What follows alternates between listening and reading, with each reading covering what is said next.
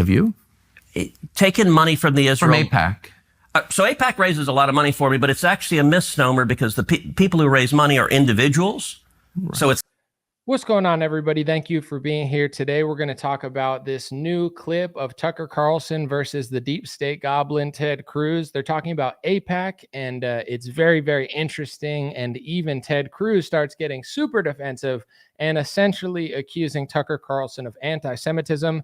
Then he says he didn't. Then he kind of admits that he kind of did. So hopefully you guys enjoyed this live stream. I think it's going to be very interesting as well. Got a lot of clips, a lot of reactions, and Ted, the deep state goblin, is going to provide some more entertainment for our show. Welcome to Dream Rare Podcast. It starts now. It's the Dream Rare Podcast. Welcome to the show. The way to get the news at the desk or on the road. Let's go. God is great and success in our control. The world is crazy, but we get better from obstacles. Yeah. What's going on Facebook? What's going on YouTube? Give me a thumbs up in the chat. Everything sounds good. Thumbs up on the video for the algorithm. And there's a long running debate on this show. Obviously, politics is very divisive left and right. You have AIPAC and people who think that that's anti-Semitic, but nothing seems to be more controversial than my intro song, which somebody said in the comment section yesterday. They said, your intro song is so bad that I was going to share your videos with people, but I decided not to. And here's what I have to say before that, just because it's funny.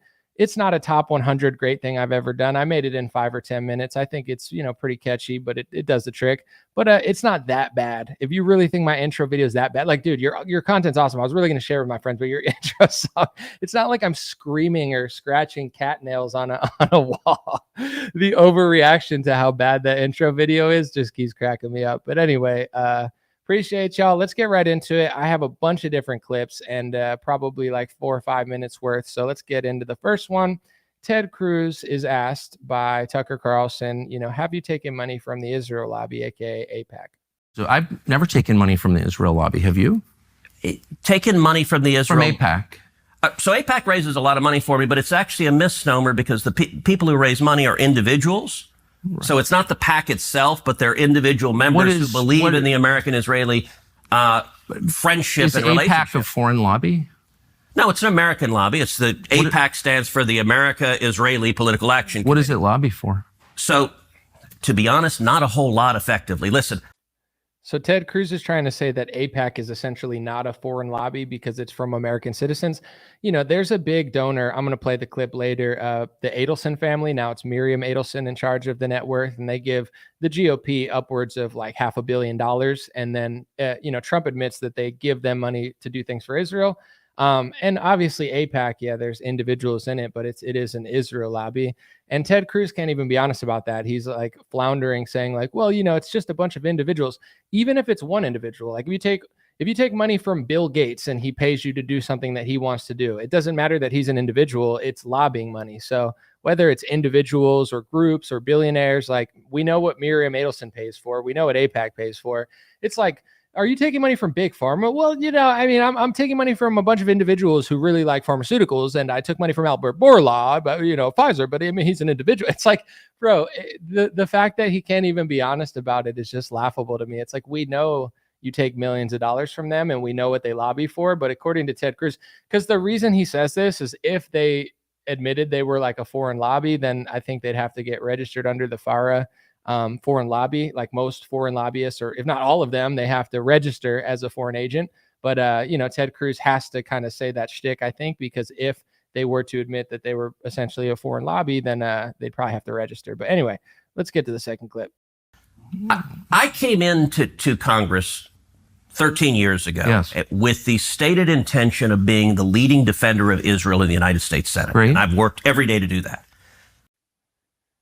I'm going to play that clip again because it's just fascinating to me. Listen, I get being pro-Israel. I get having an ethnic bias or a religious bias. Maybe you're Christian. That's how you grew up. I get it all. Trust me, I understand. To say that you basically entered Congress to be a defender of Israel, like he didn't say I entered Congress because I wanted to make Texas better, which if you look at Texas, no offense, I love Texas, right? Don't mess with Texas. Texas is not better than it was 20 years ago. Austin is not better than it was. A lot of the cities, I think Dallas used to be Republican. It's probably never going to be Republican again. I'm not saying it's all horrible, but I wouldn't say it's I would say it's pretty wild for a senator to admit that he didn't get into Congress to serve the country he works for, or he's supposed to work for, or the state, or conservative values. He said he basically admits he entered Congress to serve Israel. And most of Congress feels this way as well. That's why our Congress is letting our country get destroyed. While the only thing that they ever seem to agree on, whether it's Biden and Trump, is to just keep funneling money to our greatest ally. I just can't believe he said that out loud. Like, I thought he would have at least had smarter PR and be like, I entered Congress to serve Texas and the American people, but also defend Israel. It's like, okay, but no, that's not what he said here. Maybe he's never been challenged probably in 5 years, so he doesn't realize what a goblin he sounds like. But anyway, here, let's play a clip again. I came into Congress 13 years ago with the stated intention of being the leading defender of Israel in the United States Senate. Great. And I've worked every day to do that.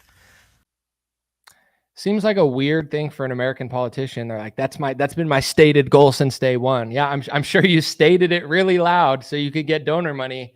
Hey, big money, this is the country that I'm coming to defend. And then they probably made Ted their little puppet. But anyway, let's keep listening.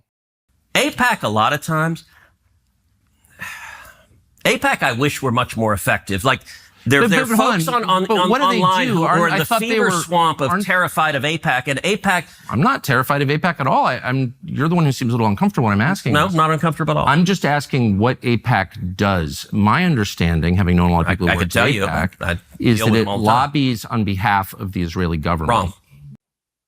So Ted's like, I'm not uncomfortable. I'm not uncomfortable at all. You are. Yeah, I'm not uncomfortable. I mean, Comfort's my middle name. I'm Ted Comfort Cruz. Nothing uncomfortable here. All right, bro. Body language says you're lying. But, Tucker's like, what does AIPAC actually do? And Ted's like, they're not even really effective. This next part might be my favorite part, which is hard to say because it's all so good.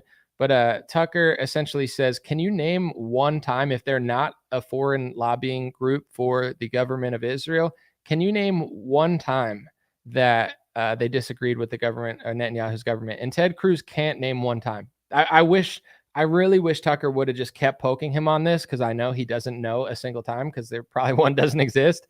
But I can't believe they skated out of this. Here, take a watch. Oh, okay. It's when was the last time AIPAC took a position that deviated from Prime Minister Netanyahu? All the time. Name one. Okay.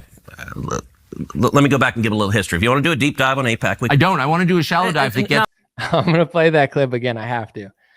Tucker says, I'm not trying to do a deep dive. I'm trying to do a shallow dive, which you should never dive in the shallow end of the pool. You'll hit your head. But anyway, like Ted Cruz is acting like he asked like what equation Albert Einstein was working on before he passed away. Like it's some crazy E=mc² vibe that he can't understand. But Tucker literally just said, if they don't lobby for the foreign government, name one time that they disagreed. And Tucker's like, or Ted Cruz is like, all right, let's go back. Let's go back to where? Let's go back to a time that you can name at least one time that they disagreed. But he can't. He can't. So he has to be like, 407 years ago, there was a time in 1870. It's like, just say you don't know. So I'm going to play that clip again. But I had to roast Ted the Goblin Cruz, the deep state goblin, of course, for not being able to name a single time that AIPAC has disagreed with Israel. And by the way, if you're in government and you disagree with anything pro-Israel, if you say, I'm pro-Israel, but I disagree with the anti-Semitism hate speech laws, they hate you, they smear you, they try to run a candidate against you. If you say, you know what, I support Israel, but I don't know that we should keep giving them foreign aid, they'll run a candidate against you. So it's like literally everything that they do is basically it doesn't matter how good of a politician you are. You could be the greatest politician. You could be Ron Paul. You could be Thomas Massey. If you don't walk in lockstep with Israel, they'll replace you with somebody who sucks. And even Crowder pointed this out earlier this year. They don't care if it's a Democrat or a Republican. They fund both sides. They literally don't care. It's all about how much do you like Israel. John Fetterman, cool. Nancy Pelosi, sure. It's like they got crazy bad Democrats so what does that say about a foreign lobbying group, essentially, or a domestic lobbying group, that they care so little about America that they'll fund people that believe in open borders. They'll fund people that have terrible policies for the American people that they would never, ever allow. If you were like, hey, I want open borders for Israel, they'd probably run a candidate against you. But if you say, I want open borders for America, but closed borders and money for Israel, then they'll fund you. This is what Crowder, because it's Steven Crowder, so he has to do a very basic take on it, but I do appreciate it because it was true. He said, I'm not a big fan of AIPAC because they're not just funding conservatives and Republicans who support Israel. They're funding people who support Israel at all costs, even if the cost is America, which is why people are not a huge fan of all lobbyists, because they're working on behalf of other interests. But, Ted Cruz, of course, has to play oblivious on this and just act like you're being hateful. But here's Ted, the deep state Goblin Cruz, admitting that he can't even think of a single time that this lobbying group that's just so different from Israel has disagreed with Israel. Oh, okay. It's when was the last time AIPAC took a position that deviated from Prime Minister Netanyahu? All the time. Name one. Okay. Let me go back and give a little history. If you want to do a deep dive on AIPAC, I don't. I want to do a shallow dive that gets. No. I want to get to the core question. AIPAC is lobbying for a foreign government, and I don't. It's not. It's lobbying for the United States. It is lobbying for a strong U.S.-Israeli relationship. Ted, fluoride stare, Cruz. It is not a foreign lobby. It's lobbying for a strong relationship between the two countries. What does that mean? So if we had a Chinese lobby that was lobbying on behalf of the Chinese government to make sure that every American politician was subservient to China, they wouldn't be lobbying for China. They would be lobbying for a strong relationship between America and China, but they would probably have to register as a foreign agent, but not Ted Cruz and his buddies. Of course, it's just all for America, even though it's obviously not. Let's keep watching. Okay. So it has nothing to do with the foreign government. It wants America and Israel to be closely allied. Okay, but it's lobbying on behalf of the interests of another country. So that's not true at all. And if it's not true. No. How much contact do you think AIPAC leaders have with the government of Israel? No idea. I imagine some. I think the government of Israel is often frustrated with AIPAC because AIPAC's not nearly strong enough. Do you think there's? Yeah, they're probably so frustrated that they're just not strong enough. But Ted Cruz says that I got to play that clip again because I forget the exact wording, but I'll cut it off when I see it. Hold on. Okay. So it has nothing to do with the foreign government. It wants America and Israel to be closely allied. Okay, but it's lobbying on behalf of the interests of another country. So that's not true at all. And if it's not true. No. Okay, so that's the part that I want to talk about. So Tucker correctly says, so they're like, let's just call it like it is. There's people that are pro-Israel and they're lobbying on behalf of Israel. I get it. I'm not hating on it. I'm just being honest about it. Like, obviously that's what AIPAC does. Thomas Massie is one of the best congressmen we have. Why does AIPAC want to kick out Thomas Massie? Is it because of what he did with Donald Trump and the tariffs? No, they don't care about that. They're not MAGA. It's not like they're like, oh, he disagrees with Donald Trump. It's the Israel stance. They're trying to replace him with anybody that supports their Israel stance. So this is why Ted Cruz is such a deep state goblin. And everybody knows if he wasn't, and this pun is intended, if he wasn't gobbling, get it? Goblin. If he wasn't gobbling down donor money, he would be standing on people's porches on Halloween, scaring them with his ugly goblin face. So we know why Ted Cruz is who he is, because he's disgusting and he's a horrible person. So if he wasn't in politics, like, getting money and getting to speak on television, he'd probably be, standing in somebody's yard around Halloween time, scaring all the kids. But in general, he can't even admit, like, I would have more respect for him to be like, listen, I'm pro-Israel. I love Israel. I believe this. And yeah, they do lobby for Israel, but we love Israel. So that's why we do it. Okay. You agree to disagree or whatever, but I would have more respect for Ted Cruz than that. For him to sit there and try to say that they don't lobby on behalf of Israel, nobody believes that. I'm sure even they'll tell you that. Maybe they'll be like, yeah, it's America and Israel. We want to be together. But of course, they're looking out for Israel. That's like the whole point of their lobbying group. So just wild that Ted Cruz has a way to twist that. It's so disingenuous and so sneaky. It gets better. And I'm going to keep playing clips. So let's go. Do you think there's any coordination between the government of Israel and AIPAC? Do they talk? Sure. If you're lobbying for more U.S.-Mexico trade, would you talk to people in the U.S. and Mexico and the government? Sure. So I'm not mad about that. So if you're lobbying on behalf of U.S.-Mexico trade, you would talk to the Mexican government. So that makes it okay that AIPAC talks to the Israeli government and then lobbies American politicians. Like, here's the part that Ted Cruz is missing, and I'm going to get into more later. He'll always say, like, why don't you talk about this country? Why don't you talk about that country? what he doesn't understand is we talk about every country. Like when people are burning down America, waving Mexican flags in the streets, we talk about it. When people are destroying Los Angeles, and it's literally almost a third world country at this point, when in sense of crime and filth and just robberies, and Skid Row is worse than a third world country at this point. It's disgusting. Like we do talk about that stuff. So if there was a massive lobbying group, or let's just say there was a Mexican billionaire who gave Trump $500 million, and then Trump started like rigging America for Mexico against American interests, we would talk about that. So this like false equivalency that he that he makes up, it's like, well, if there was, but there's not a lobby between Mexico and America where Mexican Americans lobby for Mexico on behalf of the Mexican government. And if there was, we would dislike it also. And if there is, and I'm not aware of it, then let's talk about it. But it's like, the hoops that this guy goes through just to defend his take is wild. I just want to show you real quick how much money he takes from AIPAC and how they pretty much, have, I'm not going to say control over Congress, but they lobbied most of Congress. Here's a infographic. You could see there, the blue and the red are the people who are not lobbied by AIPAC, and then the black ones on the blue and red side are lobbied by AIPAC. So it's not a right-wing lobbying group. It's an Israeli lobbying group essentially, but they say that it's American, and they literally have lobbied, like, it looks like almost 3/4 of Congress. I can't do the math, but way over half. Ted Cruz has taken $1,899.59. I had a viral tweet the other day. I said it would take somebody working $100,000 on $100,000, six-figure salary. It would take you 19 years to make how much Ted Cruz has made from one lobbying group. And I had to correct myself because people were like, he's not keeping that money. It's for his campaign. I didn't say he was pocketing the money. I'm sure his net worth is way higher than it should be, and he's made money in a lot of ways, but I'm just saying that's how much money he's taking from a lobbying group. I'm not suggesting that it's all going into his pocket, because I'm sure it's not. But that's still that much money. Just putting in perspective, you have $100,000 a year salary. It would take you 19 years to make as much money as he got from one lobbying group. That doesn't count all the other lobbying money that Ted Cruz gets. And the point is, when anybody lobbies anybody, whether it's the military industrial complex, whether it's AIPAC, whether it's big pharma, they start doing things for that industry. You can't tell me that people that are taking pharmaceutical money just agree with big pharma all the time just because they really thought of that. Right? Like, I think I'm pretty smart, but I'm not like the smartest person in the world. I could see through big pharma's lies since I was 17 years old. I knew that they were overprescribing pills. Now after COVID, it's pretty obvious what's going on with the vaccine sector, et cetera.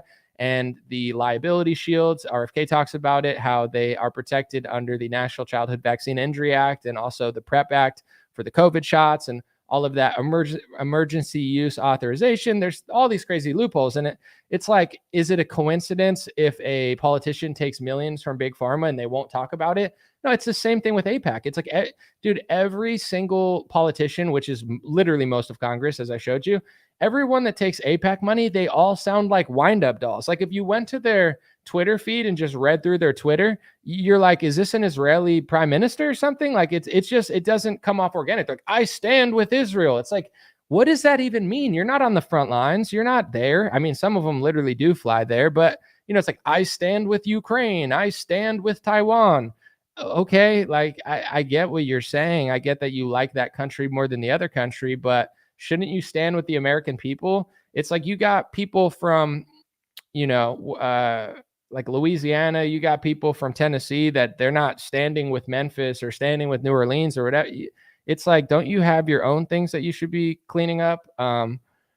But they never like stand with their own. It's like, I stand with it. Why don't you go stand in Skid Row? And when you stand in Skid Row, that's in your district in California, then why aren't you embarrassed? Like, you're so busy standing with foreign countries on Twitter that you don't even stand in your own district and realize it's a shithole where people are getting their cars robbed, so they have to leave their doors open in order to not get their windows smashed. Like, why don't you stand there? No, you don't want to stand there. You just want to stand with foreign But everyone on AIPAC, it's like, if they take the money, they stand with the country. Here's $1 million.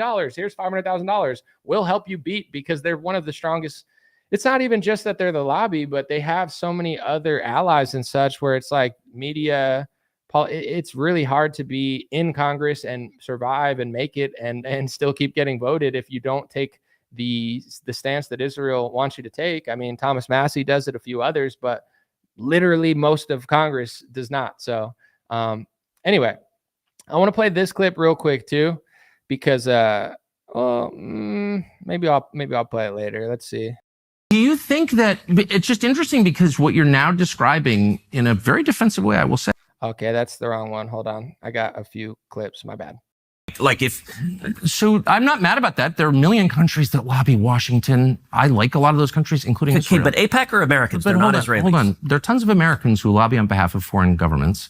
I know them. I'm related to some of them. I know how it works. I'm from here. So my question is not, is it outrageous that foreign governments lobby the United States? They all do, okay, including Israel. My only question is, why don't we admit that is what's happening? You're denying it, but it's true. Yeah, and why aren't they registered as a foreign lobby? Because they're not. So this is the interesting thing about not just AIPAC, but everything that the Ted Cruz goblins of the world do. They pass these. I've talked about this a bunch, and I have full videos on it. But if you don't know, then you'll figure it out. And if you do know, then this might be slightly repetitive, but I have to for new viewers. The United States Congress, governors, I could name Ron DeSantis, Kristi Noem, Kathy Hochul on the left. It's a bipartisan thing for the most part, but Republicans seem to do it even more. Chuck Schumer's down with it. They have this thing called the IHRA, anti-Semitism hate speech laws, which are International Holocaust Remembrance Alliance definition of anti-Semitism. It's been passed into Argentina. It's been passed into the UK, Canada, France, Germany, Australia. You name a country, they've probably passed it. And this really proves the hypocrisy of the Republican Party, because they always say, we don't believe in hate speech. We don't want to end up like Australia. We don't believe what the UK is doing with hate speech laws. Yet they're policing anti-Semitism with the same exact definition as UK. And Trump's administration is so sold out to this lobby that they're even saying that it's going to be hard for people to become United States citizens because they're going to be monitoring their social media for anti-Semitism. And it's the same anti-Semitism hate speech law that exists in Great Britain, except you can't get arrested in America like you can Argentina and Germany. But what they can do in America is start using it on non-citizens, green card holders, people who are just here for colleges, people who want to be citizens. So because we have the First Amendment,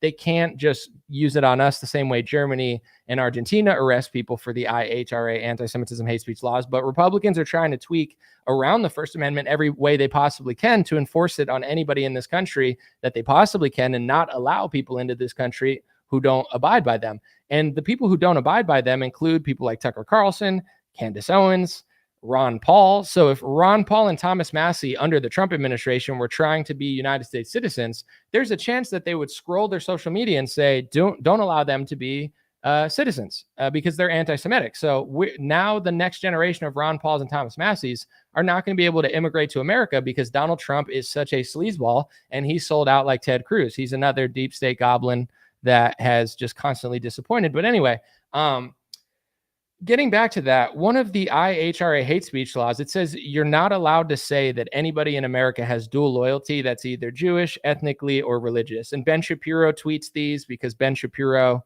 I mean, if you haven't figured out who that guy is at this point, God bless you. But, why would Ben Shapiro be essentially tweeting out nearly an identical hate speech law that's being passed around the world? And Ben Shapiro's like, by the way, everybody of my ethnicity and my religion is loyal to America, and you can't say that they're not. Yet there's Mossad interviews on 60 Minutes where they say that we're basically scripting everything in the world and we have people in groups everywhere, so we control everything. But they say that on 60 Minutes, but you're not allowed to say it. But whatever. They have this rule that says you can't say that they have dual loyalty. So, Ted Cruz, being the sleazeball, ugly, shovel face, deep state goblin that he is, he says, these are American citizens. These are not Israelis. These are Americans. Because then if you say that they have loyalty to Israel, you're breaking the IHRA, anti-Semitism hate speech law that they're passing through Congress. So they're using it as a shield. Meanwhile, and I say all that, and let's just say you know nothing, right? Let's just say you're like this lady who I debated a year ago. Her name was Conservative Mama. And I had this conversation with her, right? She's a lovely lady, super nice lady, not the smartest or most honest person I've ever met. And when I brought this up, she said, that's like an anti-Semitic conspiracy theory to say that there are people in America who happen to be of that ethnicity that want to, or that pay politicians to do things, right? That's what she said. She said it sounded like a conspiracy theory. here is Donald Trump admitting that conspiracy theory is literally how politics works, because his biggest donor over the last 10, 12 years, the Adelson family, who gave the GOP over $400 million his first term, and then Miriam gave him, I believe, $100 million for his second term. So if you're keeping track, that's over $500 million to Trump's GOP. He admitted that she's in the White House more than anybody who doesn't work there, and she always wants things for Israel. So remember, when Trump says it, he's just talking about it, but I can't say it because I'm an American citizen that is, has to live in suppression from deep state goblins like Ted Cruz, who try to pass hate speech laws to say that you can't say certain citizens have dual loyalty, even though politicians admit that they literally do. So here's Trump saying, they're in the White House more than anybody. They're always asking me to do things for Israel. Just as I promised, I recognized Israel's eternal capital and opened the American embassy in Jerusalem. Jerusalem became the capital. I also recognized Israeli sovereignty over the Golan Heights. Miriam and Sheldon would come into the White House probably almost more than anybody outside of people that work there. And they were always after, and as soon as I'd give them something, always for Israel. As soon as I'd give them something, they'd want something else. I'd say, give me a couple of weeks, will you please? Give me a couple of weeks, sir. Give me a couple of weeks. Listen, Miriam, okay? I've done a lot. I'm doing everything I can for you, okay? That was a terrible Trump impression. I don't know what happened to me. But anyway, he said they're in the White House more than anybody else who doesn't work there, always asking him for things for Israel. So they're an American citizen who gives Trump money and then gets Trump to do things for Israel. Isn't that what Tucker Carlson just said? Isn't that what Ted? No. Ted Cruz says, no, they're American citizens. Okay. Can we say that they have dual loyalty or more loyalty to Israel? Well, no, because then Ted Cruz will say that that's anti-Semitism, which is what he does say to Tucker Carlson here. He essentially accuses him of being an anti-Semite for just literally speaking the truth. So let's listen. I'm not that clip. Hold on. Do you think that it's just interesting because what you're now describing in a very defensive way, I will say, is foreign influence over our politics? No. And you began, and it's so transparently obvious to everybody. I don't know why you would be embarrassed of it. You've said that you are sincerely for Israel. I believe you. I don't think you have some weird agenda. You seem to be sincere. By the way, Tucker, it's a very weird thing. Here's the clip now. And Tucker just basically said that. Here is Ted Cruz saying it's really weird that you keep asking about this and calls Tucker Carlson essentially a blankator. And I don't want to say the word because I realize now that I'm just a free range citizen, and I'm like a chicken where they get to run around and they have a little bit of freedom, but not really. That's me, because I realize that there's a group that they must not be named, they must not be questioned, they need special laws, they need all our donor money.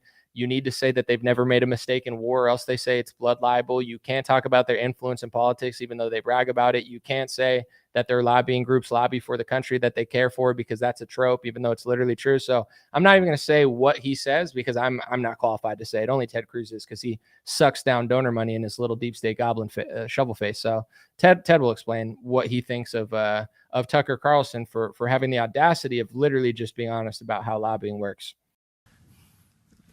The obsession with Israel, when we're talking about foreign countries, it's hardly an obsession. You're not talking about Chinese, you're not talking about Japanese, you're not talking about the Brits, you're not talking about the French. The question, what about the Jews? What about the Jews? Oh, I'm an anti-Semite now. Senator, you're asking the questions, Tucker. You're asking, why are the Jews controlling our foreign policy? Senator, that's what you just asked. Hardly saying that, and I have That is exactly what you just said. Well, actually, I can speak for myself and tell you what I am saying. Good.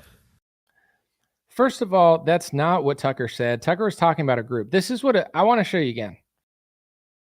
This is the lobbying group. It is a lobbying group that has success. They brag about like their 90-something% win record. It's like when they want a candidate to win, they almost always win. You have virtually like a less than 2% chance of winning an election if they don't support you.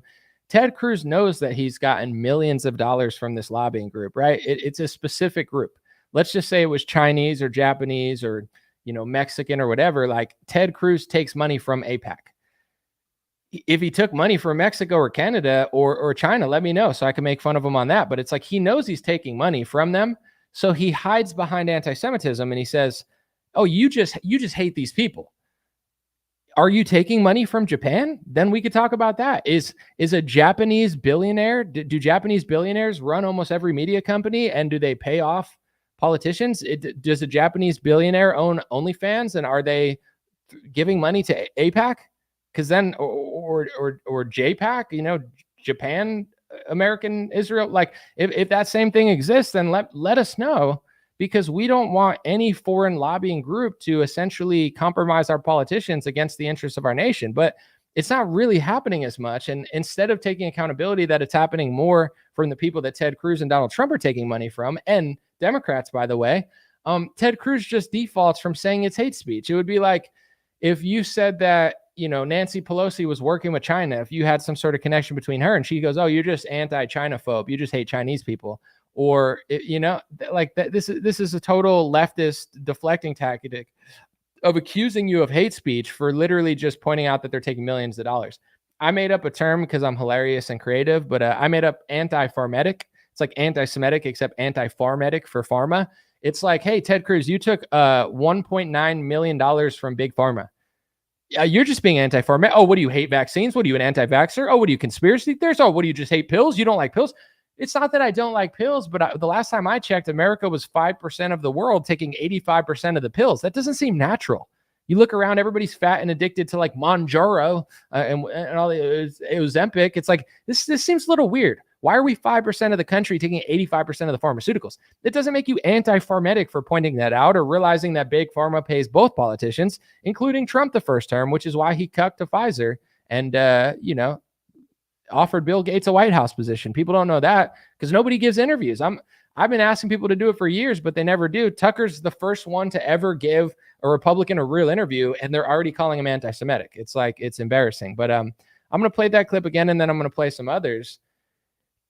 China, Russia, Japan, like anybody, okay, like can we have a level playing field? You could talk about any of that. I don't care. Are there Russian billionaires who control most media companies in America and pornography sites? And are some of the people who own the pornography sites giving money to a Russian lobbying group? If so, I bet they would be thrown out of the country immediately. If that was even a thing, then Ted Cruz and all his little goblins would shut it down because they're like, yo, that's foreign interference. But this is why people like Tucker Carlson, Dave Smith, and others keep talking about it, because there's no accountability. It's like, if you have proof that Japanese billionaires and Japanese Americans are lobbying American politicians to work for Japan over America, point it out, because I wouldn't want that either. It's just he has to make these straw men that aren't happening in order to justify his own sleazebag donor sucking tactics. But I'll play that clip again and we'll keep it moving. Do you think that it's just interesting because what you're now describing in a very defensive way, I will say, is foreign influence over our politics? No. And you began... Hold on, here's the other clip. The obsession with Israel. When we're talking about foreign countries, it's hardly an obsession. You're not talking about Chinese. You're not talking about Japanese. You're not talking about the Brits. You're not talking about the French. The question, what about the Jews? What about the Jews? Oh, like I'm an anti-Semite now. Senator, you're asking the question, Tucker. You're asking, why are the Jews controlling our foreign policy? Senator, that's what you just asked. Hardly saying that. It's not what he said.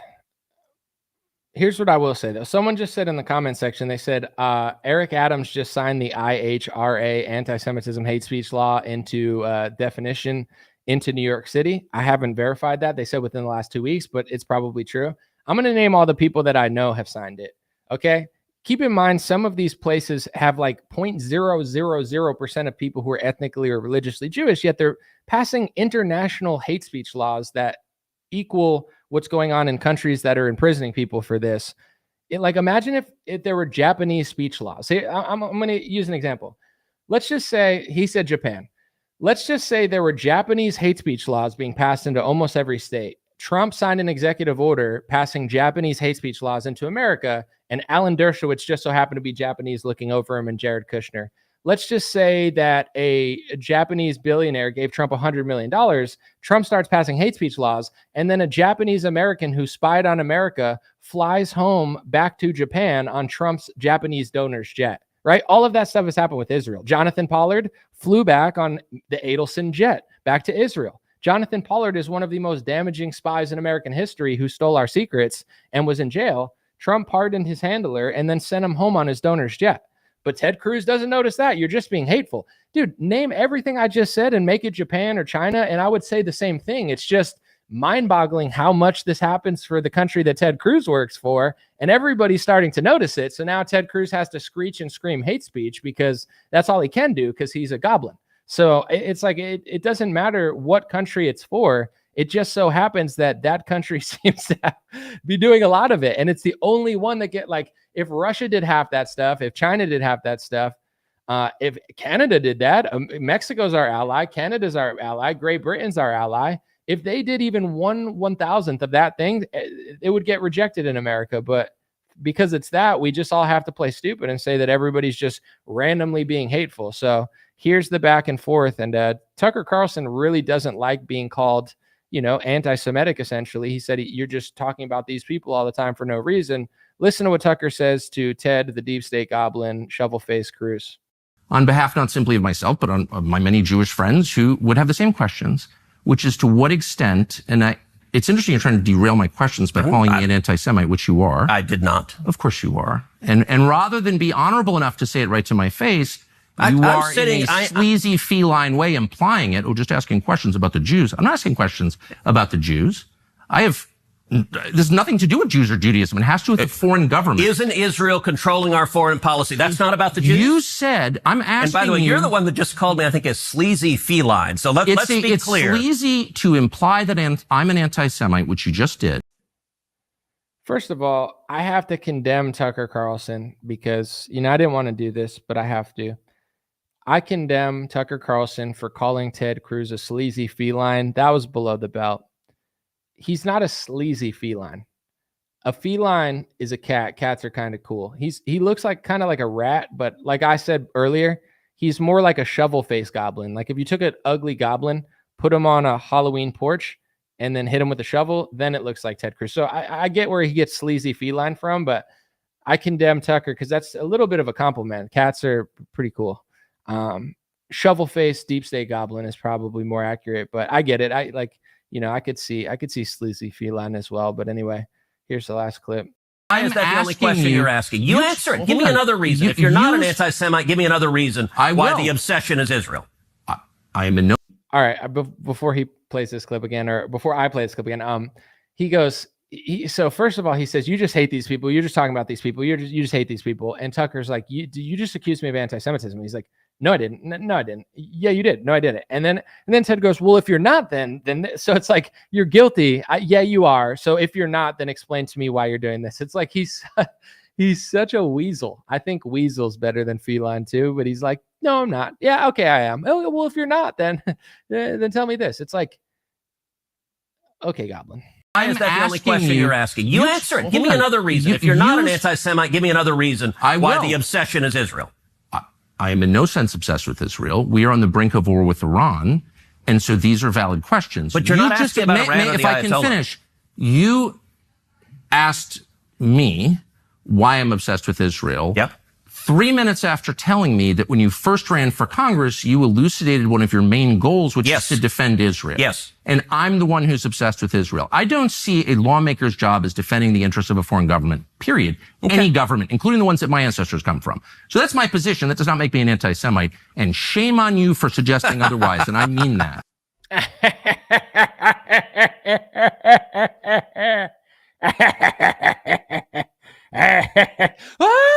Kids run, it's Ted Cruz. Happy Halloween. Deep state shovel-faced goblin. I get, once again, I would say, I usually say I'm not trying to be rude, but I actually am trying to be rude. So that would be a little bit passive aggressive of me. If you take one look at Ted Cruz, you got to understand why he's doing what he's doing. He can't function in society. He's not an impressive person. He has nothing to contribute to humanity. So if he wasn't doing this, he would have to work for minimum wage at Party City, standing on a porch, scaring people for 50% off at Halloween City or Party City. So you have to understand, with a face like that and a personality like that, there's really nothing else he could have done in this world. He's got to just scam our country and sell our country out to a foreign nation, or else he'd be working for minimum wage, scaring people with a shovel face. So I'm going to play this clip real quick. It was Donald Trump on Ari Hoffman's like radio show, and Trump said that Israel used to literally own Congress, and it's a shame that they didn't own Congress. So here's my challenge to Ted Shovelface, Deep State Goblin, ugly guy Cruz. Imagine that Trump said Japan. Imagine that Trump said China. Imagine that Trump said Canada. Imagine that Trump said Britain. Imagine that Trump said any other country, and ask yourself, would this be normal under any other circumstances that the leader of the United States of America said that a foreign country used to own the American Congress, and Trump actually thinks that that foreign country should own Congress? There's a reason people talk about this country a lot, and this is one of the 20,000 reasons that Ted Cruz is too, delusional to mention, because he's taking money to not talk about it. Well, the biggest change I've seen in Congress is Israel literally owned Congress. You understand that 10 years ago, 15 years ago. And it was so powerful. It was so powerful. And today it's almost the opposite. You have between AOC and Omar and these people that hate Israel. They hate it with a passion. They're controlling Congress, and Israel is not a force in Congress anymore. It's just amazing. I've never seen such a change. And we're not talking about over a very long period of time, but I think you know exactly what I'm saying. They had such power. Israel had such power, and rightfully, over Congress, and now it doesn't. It's incredible, actually. I think I got kicked off of YouTube for a second. Are we back? Give me thumbs up in the YouTube if we're back. I'm not sure exactly what happened there, but the numbers went down by the hundreds, and they paused my stream for a little bit. So let me see. I gotta wait. I apologize for everybody on every other network, but this is important. They paused my stream on Facebook. They said it was a policy violation. So let's see.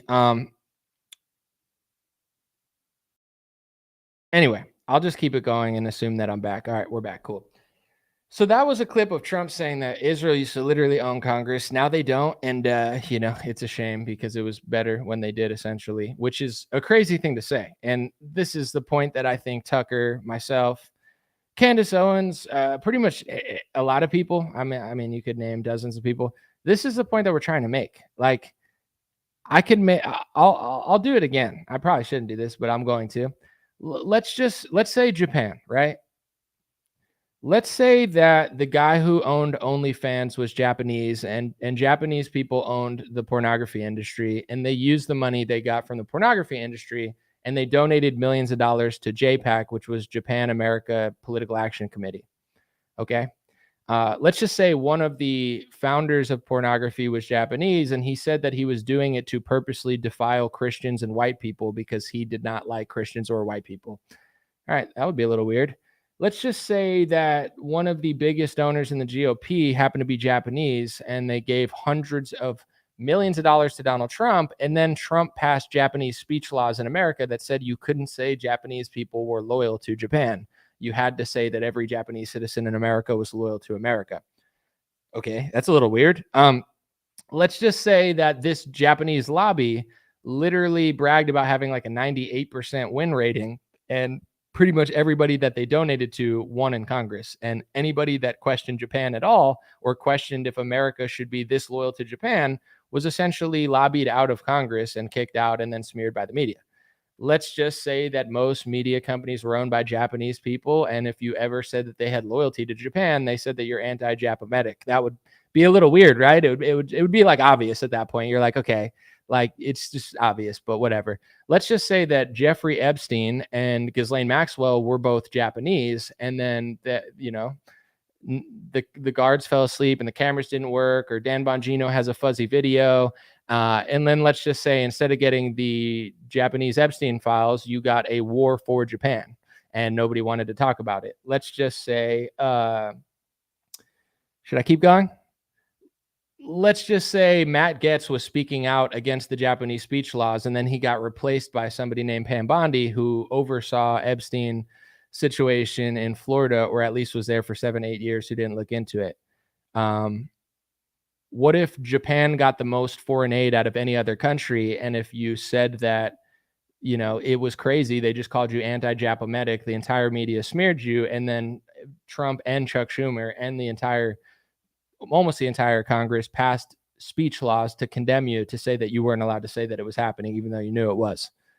I could go on for like an hour. You know what I'm saying? This is light work for now. Let's just say one of the biggest funders on the left wing was George Soros, and George Soros just happened to be Japanese. And every time you try to talk about how George Soros influenced the world, you know, a bunch of Japanese groups would just rush out of nowhere and just call you anti-Japometic because, you know, they're gatekeeping George Soros for some reason. Like, wouldn't that be weird? Wouldn't that be weird? It's just not happening, so there's nothing to really talk about. But if you replace Japan with the country that it is related to, then it all makes sense. What if Zelensky was Japanese? What if his big donor Kolomoisky was also Japanese? What if he built one of the biggest Japanese community centers in the world or in Europe? Like, wouldn't that be like, you know what I'm saying? I could keep going. I could keep going for an hour. I could literally keep going. And you'll be like, what? I didn't know that. I didn't know that. I didn't know that. Yeah, but I do know that. So that's why I'm saying that. So it's like, that's why people talk about it. I'm not saying that they can't do that or you don't have a right to take money. It is what it is, dude. It's like everybody sold out in this country. And who knows what would be happening if this wasn't happening? You know, the world is not perfect. Humans are flawed. So I'm not sitting here playing the victim or crying about it. I'm just being honest. It's like, the people that take money from these people are the ones that act like they don't know what's going on. You know, let me give you an example. Maybe not the best idea, but all right, we'll start with this one. You know, Daily Wire is one of the big media companies in this country, right? PragerU, Daily Wire, for a while, I think they were two of the biggest for a long time. PragerU is owned by Dennis Prager. Dennis Prager prides himself and he says, I'm not anti-Semitic. I send people to Israel. It's like he lobbies for Israel through his platform, essentially. And that's like really important to him. Okay, it's fine. He has every right to do that. I think he's a good man. Dennis Prager has done a lot of things for America, I think. No problem. All right, let's say like Daily Wire. Are you allowed to work there if you don't have Ben Shapiro's foreign policy? Kinda. I mean, Matt Walsh is pushing the boundaries right now. Let's see how long he lasts, because he's saying a lot of things that I think people disagree with. So we'll see. If Matt Walsh is still there in 2 years, then you know you're allowed to question that stuff. If Matt Walsh packs his bags, then you know he's gonna Candace Owens himself pretty soon, because Candace Owens found what the line was, and the line was you can't cross that line. So those are two massive media companies you can't work for. You know, Charlie Kirk's organization, Turning Point USA, they do a lot of great stuff.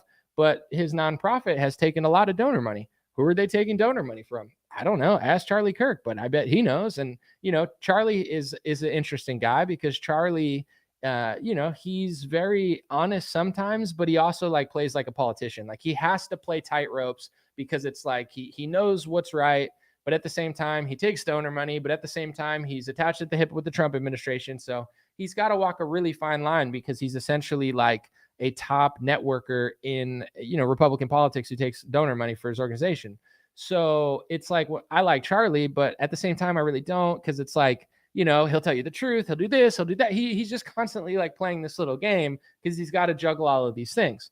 My question is, no disrespect, but would he do that if he wasn't taking donor money, if he didn't have all these connections to these media companies? For example, Tucker Carlson didn't really go as hard as he's going now at Fox News. Maybe he didn't know this stuff, or maybe he knows you're pretty much not allowed to do that at Fox News. He had the #1 show on television. He's gone. Candace Owens is a top star in America. She's gone. So, you know, you have to go independent in order to talk about this stuff, because every power structure in the conservative movement, 19 out of 20 of them are so Zionist that any question of Israel, they really don't want you around. So that's just how it works. You know, it is what it is. I'm not crying about it. I'm just being real. So it's like, everyone knows that's how Republican politics works. Tucker knows that. I know that. Charlie Kirk knows that. Everybody knows that. It's not a secret. If you've been in this game for more than 5 years, you know it. You're either playing within that, you're literally doing whatever you have to say, or just staying quiet because you don't want to like stick your neck out there. Like, you know, if you were at a liberal organization and you were a conservative, you do the same thing. You just do your job and you don't talk about it. But everybody knows what I'm talking about. So this is my problem with Ted Cruz and why I'm roasting him so much. I know that he knows. Like, I know that he knows. He's playing a certain game, you know, and that certain game is Tucker's asking these questions about lobbying. Do I be honest about it, or do I lie about it? Okay, I'm going to lie about it. Okay, he's pushing me more. okay, well now I'm going to say he's doing hateful things and he's guilty of hate speech. And it's like it's such a cowardly move because I know that Ted Cruz knows this stuff. And with everything that I just said, you know, I would say that this is the issue that people have. Whether you want to believe it's an issue or not, that's on you. Is it good to have allies? Absolutely. Is it good to have friends in the Middle East? Of course. But if there's people in your country, essentially, like, let me give you an example. Jonathan Pollard is an Israeli hero, right? Floyd Mayweather was over in Israel hanging out with Jonathan Pollard. He's like a star over there because he spied on America and gave away our secrets and got arrested. If that's okay, why did he get arrested? Like, you know, if they could just spy on us, steal our stuff, and hurt our country, why did Jonathan Pollard get arrested? Now, Floyd Mayweather is in Israel hanging out with a foreign spy who was in jail in America, but Trump sent him home on Trump's donor's jet. Any other country, everyone would be like, yeah, okay, they're working for that country. But only this country, they'll accuse you of hate speech because Ted Cruz works for them too.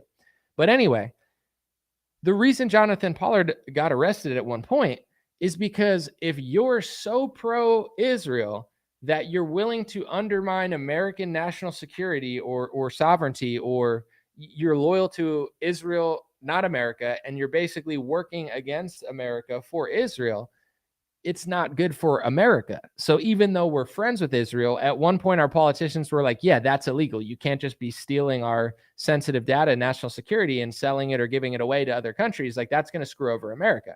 So everybody instinctually knows it doesn't matter whether it's Canada, UK, Germany, Ukraine. You know, just because someone's our ally doesn't mean we just let them run rampant on our country and use it against us. But it's just, and it's not to say that everyone's doing what Jonathan Pollard is doing, because it's not true. And an American citizen has a right to like any foreign country they want. And an American citizen has a First Amendment to disagree with the American government, whether it's Ukraine or Israel or, you know, Iran. Like, you have a right to say what you want in America. But when people like Ted Cruz hide behind a word that is an international definition of hate speech for one race, one religion, and one foreign country, and a foreign country gets hate speech laws in our country, obviously they have leverage over our country, or else there wouldn't be hate speech laws here. If every politician in America was passing Saudi Arabian speech laws in America, I would be like, holy crap, Saudi Arabia controls America, or else we wouldn't be passing those hate speech laws. But Israel, you're not supposed to notice. It's like, if they don't have power, how the hell are they getting? Every politician just naturally wants to pass hate speech laws in America. We've lived from 1776 until 2015, 2016 with no hate speech laws for any foreign nation. And then all of a sudden, 2018 comes around, South Carolina passes it. 2019 comes around, Trump and DeSantis pass it. Since then, everybody's just passing it. For the first couple hundred years of our existence, we didn't have them, and now we need to have them, or else what? So you understand what I'm saying? It's just like, it's obvious. It's obvious what's happening, and they can't, people like Ted Cruz, they can't debate on their own merit, so they have to hide behind a hate speech word, because if they debated on their own merit, yes, they're taking donor money. Yes, they're selling out America. Yes, they're doing things that aren't necessarily for our interest because they're working for a foreign nation. The simplest one, if I believed that our alignment with this country was so great and they weren't selling us out, they wouldn't be passing hate speech laws. That was the thing that woke me up pretty much the most, because it's like, say they're an ally, say we need to fight Iran for them, say they're so great, they need our donor money, right? Let's just say I believe everything Dennis Prager has told people for the last 50 years. Why is Trump passing hate speech laws for them? Why is he passing an executive order with Alan Dershowitz staring over his shoulder? Why is Ron DeSantis passing this international definition into, like, why does the government of America need to pass a law that says that you're not allowed to say that this ethnicity killed Jesus Christ? Why does the foreign country of Israel need hate speech laws that say that you can't say things about it? Like, no other country gets laws in America for them. That's what woke me up in 2019. I was like, holy crap. Yeah, the Republican Party is controlled by Israel. They are controlled by Zionism. And then they're like, oh my gosh, you're the most anti-Semitic person I've ever heard. You can call me whatever you want. It's not true. Obviously, I deny it. But they are controlled. I don't know what else to really say. But it's like, if you want to prove to me that Republicans and Democrats are not controlled by a foreign nation, Tell them to stop passing hate speech laws in America for that foreign nation. If you can't do that, and all you could say is, that's hateful that you noticed I'm taking millions of dollars of donor money. That's hateful that you noticed that Trump said a foreign nation used to own Congress and that's okay. That's hateful that you noticed that every war is for this country. That's hateful. It's like, I don't even want to get in on everything, but people don't even realize that the Ukraine-Russia war is connected to this as well. I said that on Twitter yesterday, and someone's like, you're so dumb. You think Ukraine has anything to do with Israel and Iran? 100%, because Russia was helping Syria. And in order to overthrow Syria, starting the Russian-Ukraine war, or whoever you want to blame for that, I don't care. It's up to you.